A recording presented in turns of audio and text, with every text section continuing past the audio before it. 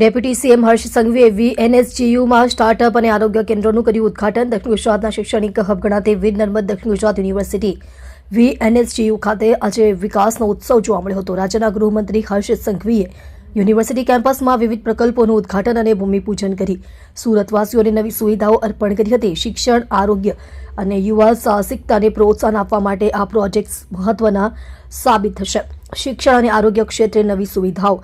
ગૃહ રાજ્યમંત્રી હર્ષ સંઘવીના હસ્તે યુનિવર્સિટીમાં નીચે મુજબના સુવિધાઓનું લોકાર્પણ કરવામાં આવ્યું હતું.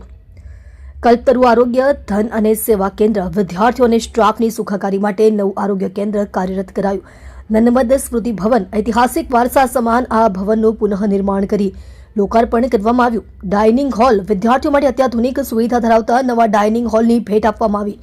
યુવાનો માટે સ્ટાર્ટઅપ બિલ્ડિંગનું ભૂમિપૂજન. આગામી સમયમાં યુનિવર્સિટીમાં સંશોધન અને નવા સાહસોને વેગ મળે તે હેતુથી કરોડોના ખર્ચે નિર્માણ પામનાર સ્ટાર્ટઅપ બિલ્ડિંગ, મ્યુઝિયમ અને યુટિલિટી બિલ્ડિંગનું ભૂમિપૂજન કરવામાં આવ્યું હતું. ખાસ કરીને સ્ટાર્ટઅપ બિલ્ડિંગ નવા આઈડિયા સાથે આવતા યુવાનો માટે હબ તરીકે કાર્ય કરશે.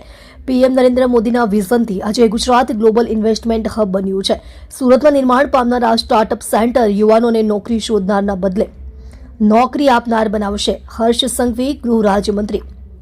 રોજગારી અને રોકાણ પર ભાર કાર્યક્રમને સંબોધતા મંત્રીએ જણાવ્યું હતું કે ગુજરાતમાં ઉદ્યોગોને જે રીતે પ્રોત્સાહન મળી રહ્યું છે તેનાથી રાજ્યના લાખો યુવાનોને પોતાના વતનમાં જ ઉજ્જવળ કારકિર્દી મળી રહી છે. ગુજરાત આજે વિદેશી રોકાણકારો માટે પ્રથમ પસંદગીનું સ્થળ બન્યું છે, જેનો સીધો લાભ સ્થાનિક યુવાનોને મળી રહ્યો છે. આ પ્રસંગે યુનિવર્સિટીના કુલપતિ, સ્થાનિક ધારાસભ્યો અને મહાનુભાવો, મોટી સંખ્યામાં વિદ્યાર્થીઓ પણ હાજર રહ્યા હતા. જોતા રહો શ્રમિકો કી આવાજ ન્યૂઝ ચેનલ. રિપોર્ટર શ્રીરામ સિરસાટની સાથે. શ્રમિકોને કોઈ પણ સમસ્યા હોય તો ઉધના 3 રસ્તા વિમલ ગાર્મેન્ટ્સના ઉપર ઓફિસ પર સંપર્ક કરવો.